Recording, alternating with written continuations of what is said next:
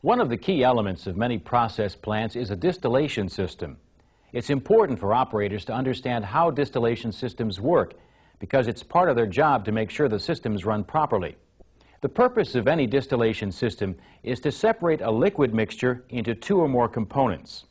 The separation takes place in a distillation column or tower. The liquid mixture is called feed or charge, and the components into which it's separated are called cuts or fractions. Let's take a look at a simplified representation of a distillation system. In this example, the feed is stored in a tank. During operation, a pump is used to move the feed from the tank to a preheater.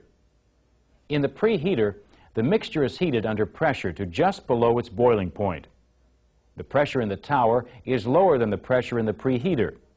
So when the feed enters the tower, it starts to boil. The vapors from the boiling liquid, which primarily contain the lighter components in the feed, rise in the tower. The remaining liquid, which consists primarily of the heavier components in the feed, moves down the tower and collects at the bottom.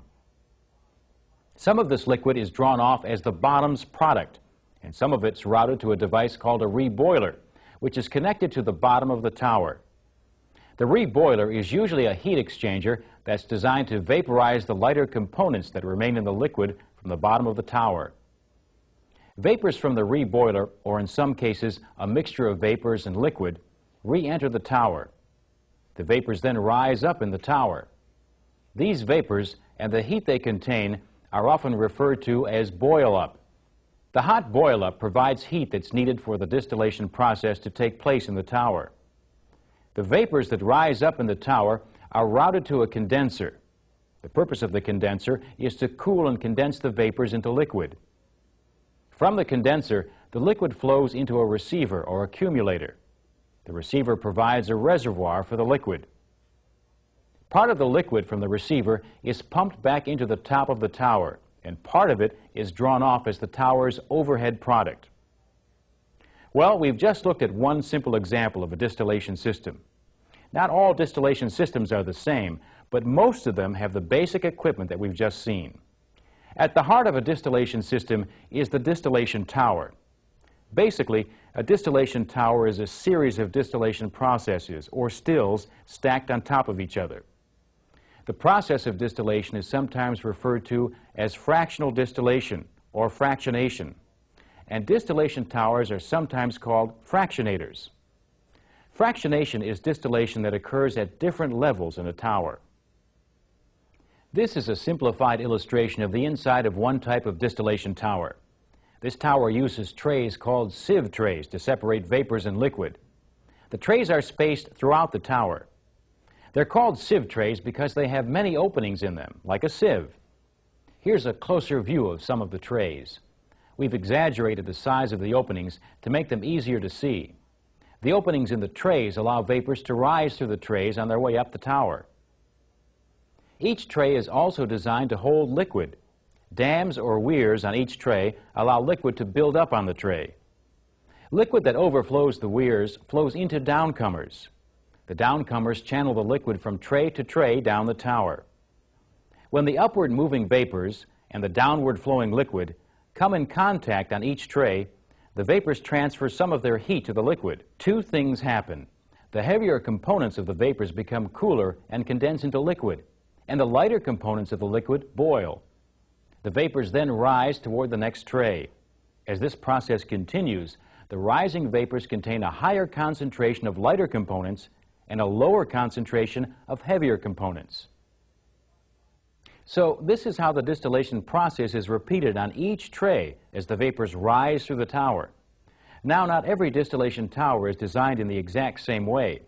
However, every tower can be divided into three basic sections. The middle section is where the feed enters the tower and part of the feed vaporizes. This vaporization is commonly known as flashing. So this section of the tower is often called the flash zone. The section above the flash zone is called the rectification section. In this part of the tower, the concentration of lighter components increases. The section of the tower below the flash zone is called the stripping section. In this section, the lighter components are vaporized or stripped from the heavier liquid. If a distillation tower worked perfectly, it would produce pure products. Unfortunately, that's not the case. The lighter products usually contain some heavier fractions, and the heavier products usually contain some lighter fractions. This is sometimes referred to as overlap. Distillation systems use several methods to help maximize the purity of the products. One of these methods is called refluxing. The vapors coming off the top of the tower are condensed in a condenser and then collected in a receiver. Part of the liquid from the receiver is sent to storage or to other units in the plant as the tower's overhead product. The rest of the liquid is pumped back into the top of the tower. The liquid that's reintroduced into the tower is called external reflux. Because it consists of liquid that was cooled in the condenser, the external reflux is cooler than the liquid in the top of the tower. As the external reflux cools the top of the tower, vapors made of heavier fractions condense. The liquid made of heavier fractions flows down the tower and is referred to as internal reflux.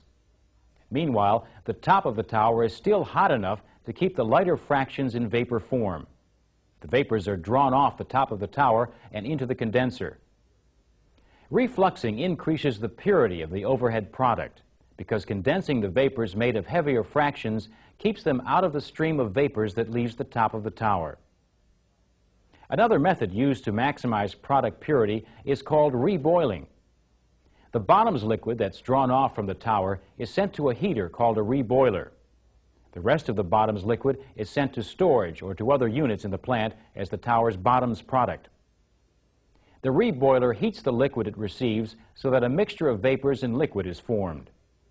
Depending on the system, either vapors or the mixture of vapors and liquid is then reintroduced into the tower. The hot vapors cause any lighter fractions in the liquid at the bottom to vaporize and move up the tower. This reduces the amount of lighter fractions in the bottom's product. The reboiler provides the major portion of the heat that's required to make the distillation process work. In the type of system we've been discussing, the heat supplied by preheating the feed is not sufficient for proper distillation. The reboiler is needed to provide enough additional heat to vaporize the lighter fractions in the tower so that the products meet specifications. Although all distillation towers serve the same basic function, they don't all have the same internal components. One type of tower uses trays called sieve trays to separate vapors and liquid. That type of tower is covered in the tower operation part of this program. In this part, we'll look inside two other types of distillation towers and see how their internal components differ. Let's start with a tower that uses trays with bubble caps. The holes in each tray are covered with caps called bubble caps. The slots in these bubble caps disperse the rising vapors through the liquid on the tray. Each bubble cap has many slots, and each tray has many bubble caps to spread out the vapors. This ensures maximum contact between vapors and liquid so that maximum heat transfer can take place. Another type of tower, called a packed tower, contains layers of devices called packing instead of trays with bubble caps. There are many different types of packing. Some towers have sections that are filled with cylindrical rings like the one illustrated here. It's known as a Raschig ring. Another type of packing is known as a burl saddle. The packing breaks up the liquid so that it flows over a large amount of surface area. This exposes more of the liquid to the vapors and increases heat transfer from the vapors to the liquid. Packing can be made from many different materials, including porcelain, copper, aluminum, and iron. The main requirement is that the material must be compatible with the liquid in the tower and the conditions under which the tower is operated.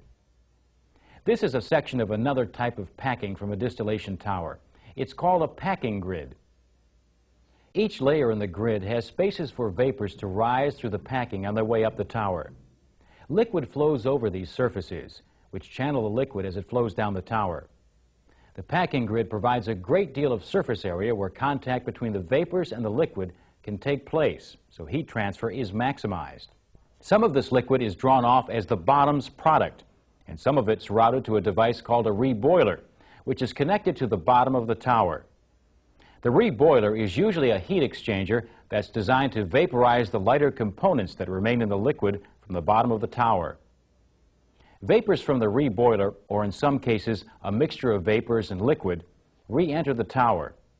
The vapors then rise up in the tower. These vapors and the heat they contain are often referred to as boil-up.